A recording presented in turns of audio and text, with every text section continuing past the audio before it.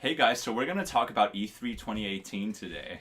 Yeah, so Nintendo coming out with the Switch and all of the Smash Bros stuff. Yeah. Like there's freaking the guy the dragon thing from. Okay, yeah, we're not talking about No. that. I did watch E3 Nintendo's Really? thing live I didn't. today. I caught like 30 minutes of Bethesda. And yeah. I've been so I don't care about MLG gaming. Yeah, I haven't really followed it either. Yeah, anyway, Yeah. let's get to that's the not point. what we're talking about. Yeah. Did you clap before this? I I mean, whatever. well, whatever. Okay, I can even okay. clap at the end. So, yeah. our situation with this movie was a little interesting. Yeah, so I've been kind of out of it for the past week because I started this new medication that makes me sleepy all the time. Especially at night, which is usually when we watch movies. Yeah. So we had to watch this movie in 3 different sittings. 3 different sittings. Surprisingly, though, by the time the movie ended, I was ready to talk about this whole thing. Okay, I was a little in and out of it, so Yeah. I'm mostly ready, but I have things to say.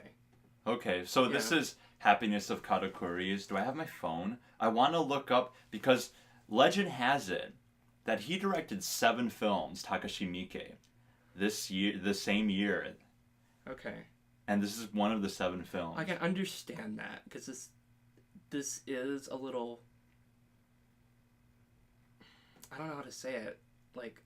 It's a little rough around the edges. It's a little rough around the edges. It's a little... almost. I think unfocused is maybe... There are some... But... You can tell that some of the takes with the actors and actresses weren't like the best takes they could have gotten. Probably. But at the same time... It's sort of like how he shoots, you can tell. And that's also the charm of the film. Yeah, it adds to the charm of the movie. Yeah, it adds to it, really. Yeah. Yeah. Yeah, because this film is kind of like... If I had to think of a single way to describe this film, it would be a fuck you film. In a way. Like, we don't care what you want me to do. I'm just going to do what I want. Even if it's not perfect. Would you say Visitor Q is similar? I don't think it's as... I can see the similarities. Me too. I would say Visitor Q is actually more focused. Yes, I would agree. Yeah. So Visitor Q is the only other film he's seen. I've seen Audition, but that was also a very strange circumstance. And I was expecting different things, so I can't really talk about Audition under a too positive light. But yeah, it's a long overdue rewatch, so that's that. But same year as Suicide Club. What would you rate this? I have a rating in mind. Really? I have a rating in mind, and it did not... It's shocking. Yeah? So, you know, when I watch films, because of Letterboxd and because of the star rating... While watching it, I have, you know, there's this up and down rating thing that's always fighting. It's almost subconscious, so it doesn't detract from my viewing of the movie. But it took me, and during this last sitting, I was like, what do I rate this? Because I don't remember things. Mm-hmm. And then the scene at the end got me. Oh, really? It got me so good. Like, in a good way? Yeah. Huh. You have something on your... It's like a dark red thing. Must be almost a bean. Looks like a cat. It's not a cavity, is it? No, it's a bean. It's a bean. Yeah, because I cooked beans. This you get. Can you use your fingernail? It's still there. It's a skin. I don't want to put my finger in my mouth. We can cut this. I don't want to cut this. This is funny. Oh, but there's a bean on your mouth. I would use my phone here. It actually looks like a rotten cavity, but I know it's not. I can't see shit in this. The happiness of Mark and Kevin. So clearly we don't want breakfast today. Because Mark just. I guess keep talking. I'll just find here. I'm gonna go to the bathroom real quick and get it out. Okay. There's a mirror in there. Okay. Okay. Just keep talking what you're saying. All right.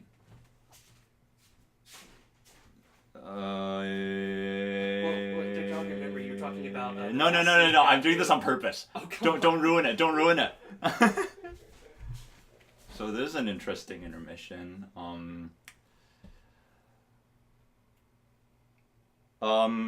Let's see. So our sponsors at Happy.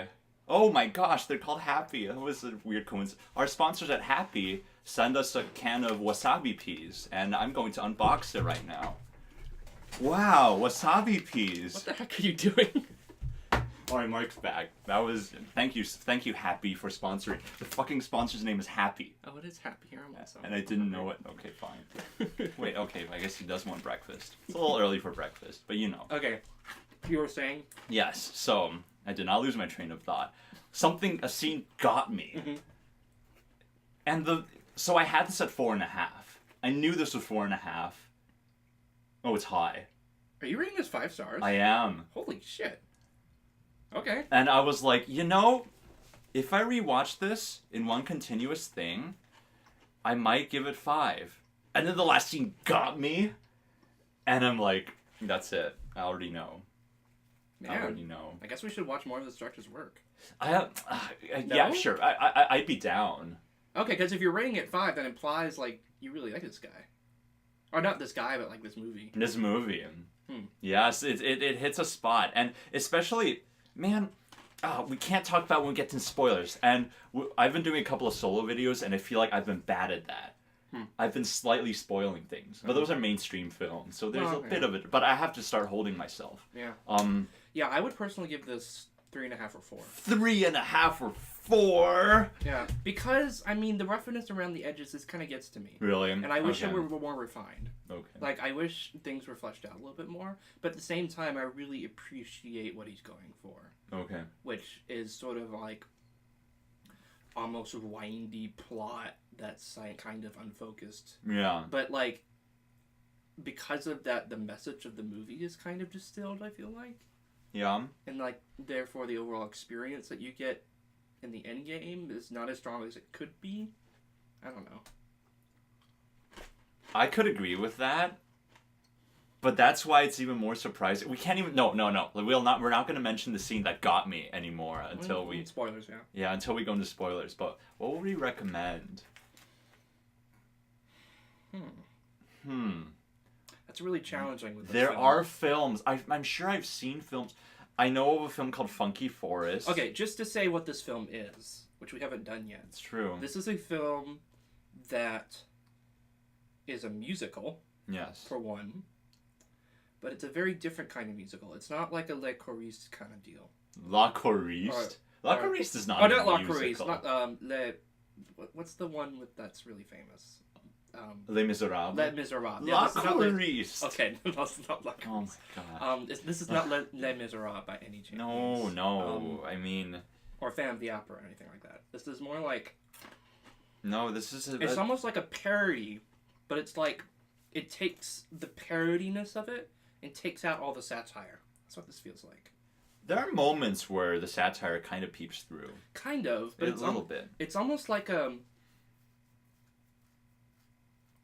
I know. It reminds me a little bit of Monty Python. Okay. I see that. The sort of... It's not at all in tone, but it doesn't follow rules. It doesn't. It's a recklessness. It doesn't follow rules. It has shifting styles. It has.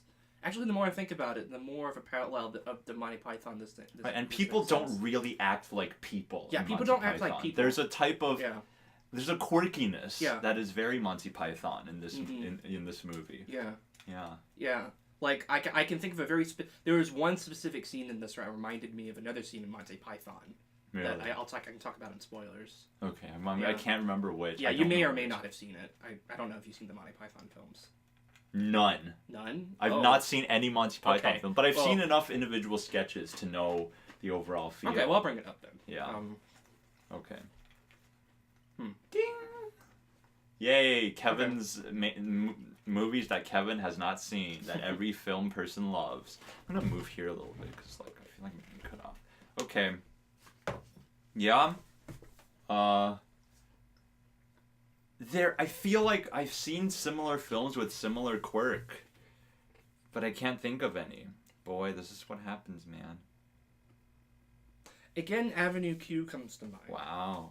I think I not also Visitor Q?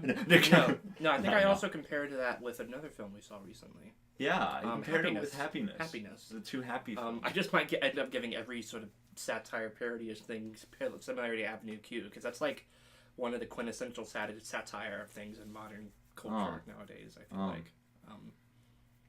But... Could you elaborate on it a bit? Well, I mean, they're both musicals, and they both sort of have a tone of... like being very happy, but like in this one the message is to be very happy, where in these other satire pieces I don't know if that's a spoiler or not, but I guess that's not a spoiler. That's not a spoiler. But it's like not considered. in these other satire pieces, it also usually comes with a lot of cynicism. But this doesn't really have cynicism. If it has cynicism, it's more transformed into absurdism. And which is interesting. Yeah, the charm really got me. Like, these people are so two-dimensional on paper. Two-dimensional on paper, get it?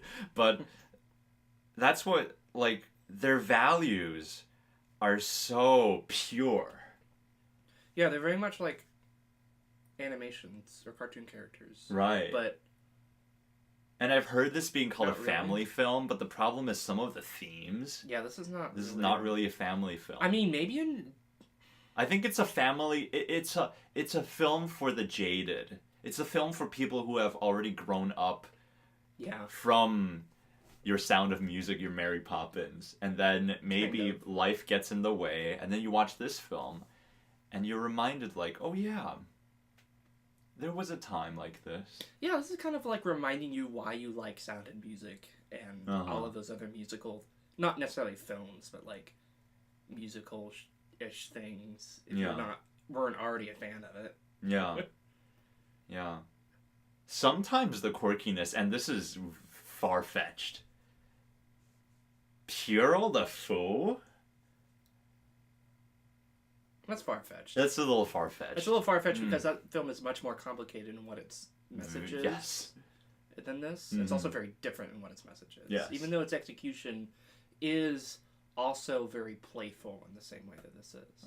But I wouldn't compare that to Monty Python. That's a very different... That's a more cinematic... It's much more precise, again, if we're talking about precision.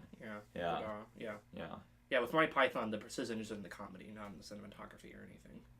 Yeah. With this film, I think its strength is the fact that it's not that precise.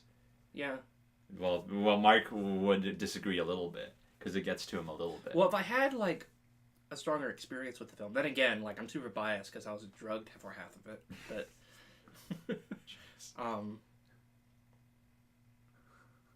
If I had a stronger experience with it, I'd be more inclined to give it a higher rating, but... Okay. I mean, the imperfections are just imperfections to me at this rate. Okay. Yeah. Sure. All right. Okay, I think that's good enough. Let's get into spoilers. Yeah. So, okay, spoilers. You'll see. You go watch it, I guess. I don't know. I love it. I recommend it. It's nice. It's nice. Do you have something in mind? Yeah. Okay. What was I going to say? So the scene that reminded me when they started singing about when they're the dead bodies, then they were like, oh, yay, and they start singing. Very much reminded me of End of Life of Brian. Okay. Where they sing, always look on the bright side of life. Whoa! No. You know that song? No, I don't. Okay. But, once you start singing it, I see the similarities. Yeah. Because that's literally what they're singing. Yeah, because, like, it's Jesus dying on the cross, but, like, it's Monty Python people. And they're all just, like, there's one bugger who's just like, oh, come on, it's not that bad.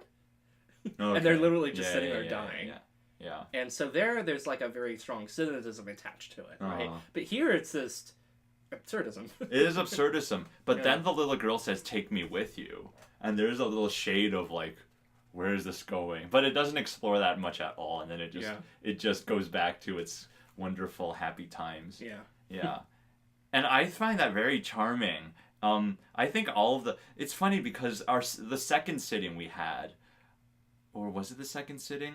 Man, one of the reasons I wish I watched this in one sitting is I wanted to see what the spacing of the musical numbers. I wanted to get a better feel for it.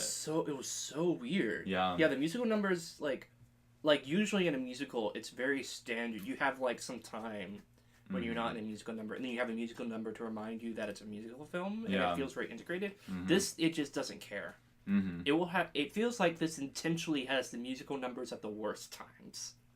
Or not the worst times, but like the times when you least expect it to become a musical number at that point. And it goes instantaneously from like kind of real to like boom, everyone's singing and dancing, including the dead bodies. Including the dead bodies. I was reminded of Michael Jackson's Thriller. Yeah, same. Very much.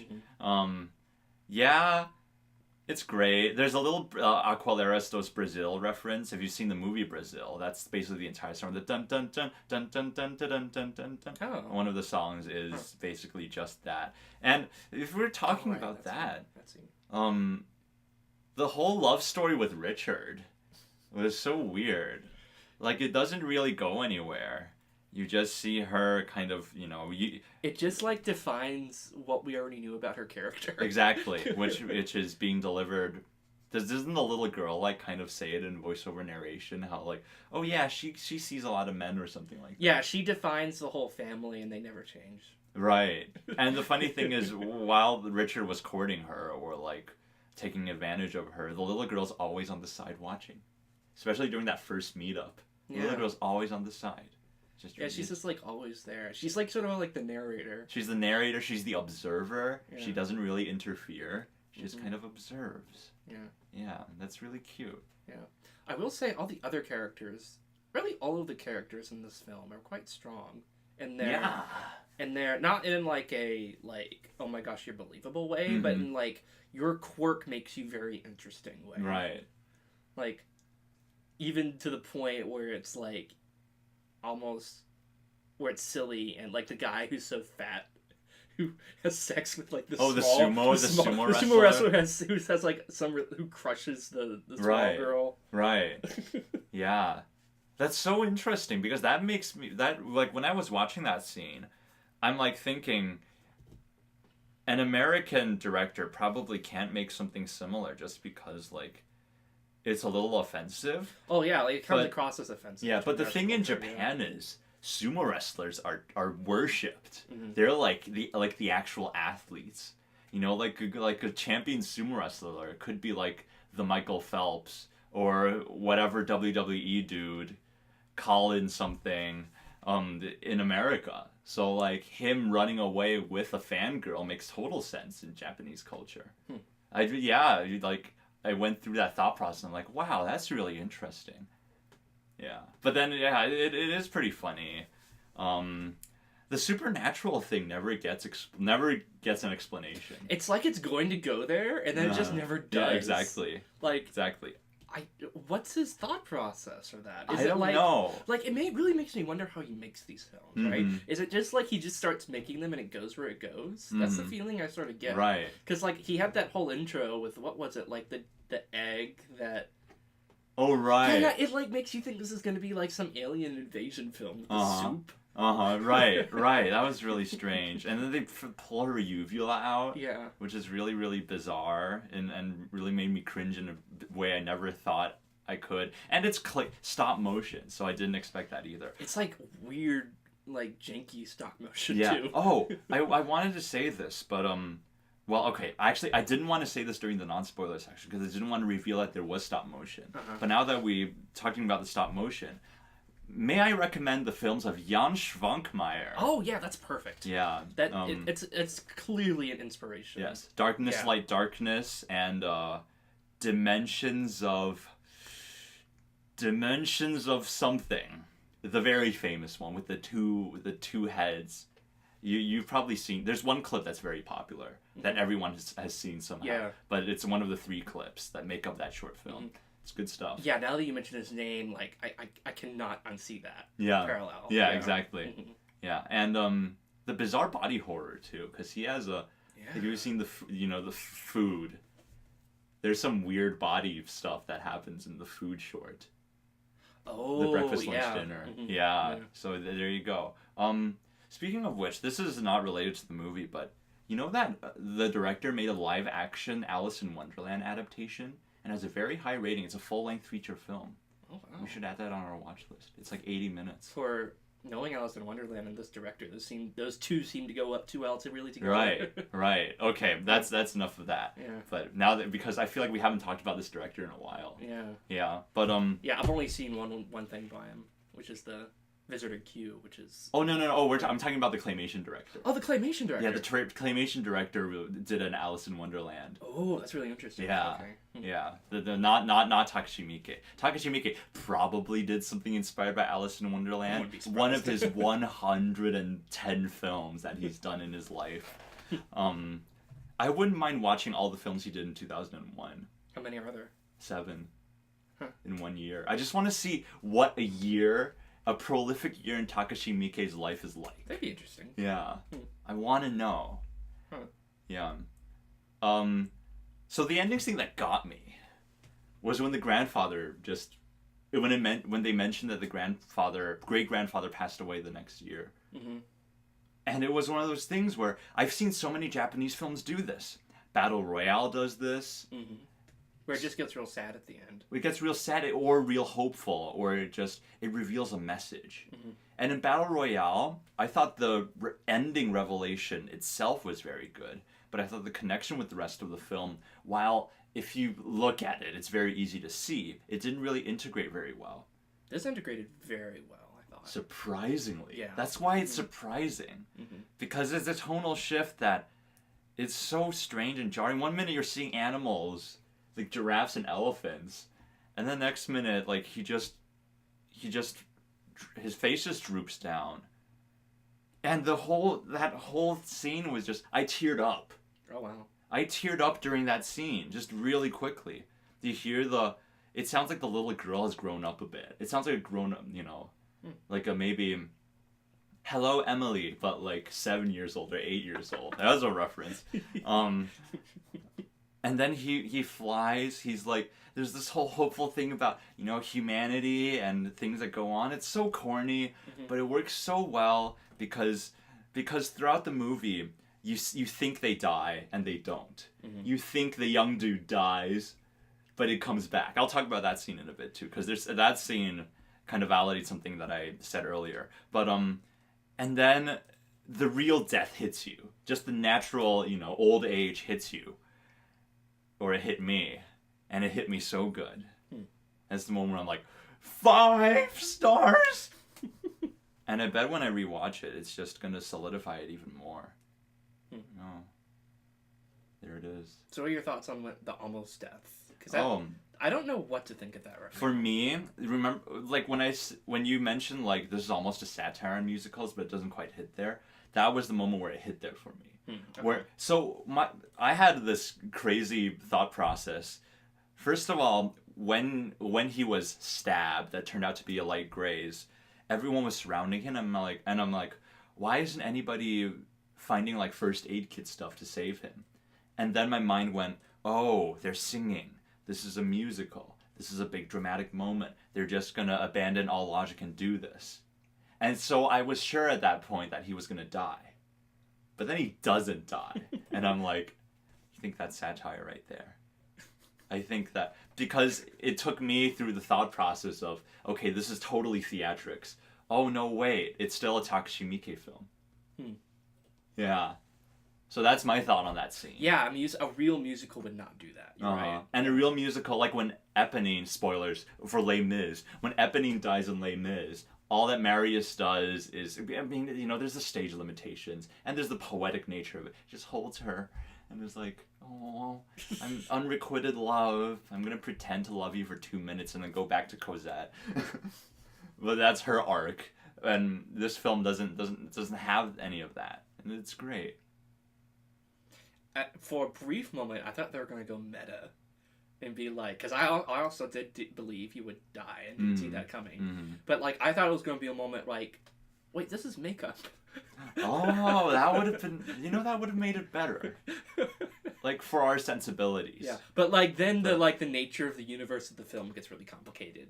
So like, it's understandable that they didn't go that direction. A film like this, I don't think, if he goes a direction like this, he wouldn't be thinking, oh, but that'll complicate the nature of the film. Oh. He'll just do it because he wants to do it. Yeah, that's true. So, that's that. Yeah, this is a film that denies all logic or not denies all logic, but like, the only logic it cares about is its own logic. And if it's not your logic, then just whatever, fuck you. Yeah. But like the dead body. Didn't the dead body stick... Did it? Flip a middle finger? I don't remember that. Wait. Am I seeing things? Did the dead body flip a middle finger? During the kind of thriller musical number? I thought the dead body was what? No, just kidding. I'm getting confused with something. Oh my gosh, whatever. Okay, total weird. I think I cross-correlated some other reference that I don't remember. Okay, that sounds like another reference. That's so weird. Oh, I hate it when that happens. Okay. I totally thought the volcano at the end was going to be fire. And then I'm like, it's a mudslide? Because the dog kind of survives, but it's not. It's kind of on a log / a person. It's never made clear. Because we went to stop motion at that point. Mm-hmm. Yeah. Yeah, at that point, it's just kind of like the power of the family saves the house.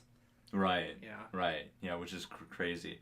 I think the best comedic moment, and I don't know if you still remember this, is when they discover the first body and they go into the room that's dimly blue lit and they're like, I love that. That was I remember that clearly. Yeah, it's that wonderful. That was a great moment. That was another one of those moments where it's like you're not expecting a musical number there, but yet it's like the most flashy musical number there ever was. Right. And it just.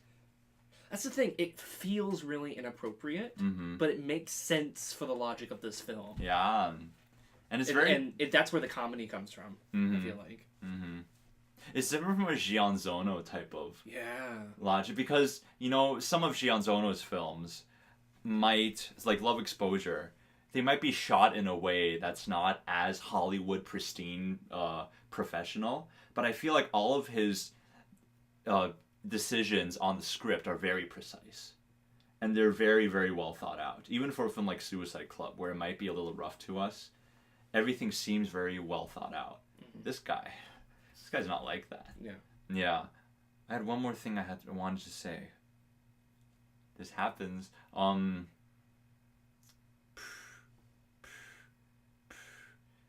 well. Okay. Do you have anything else to say about this?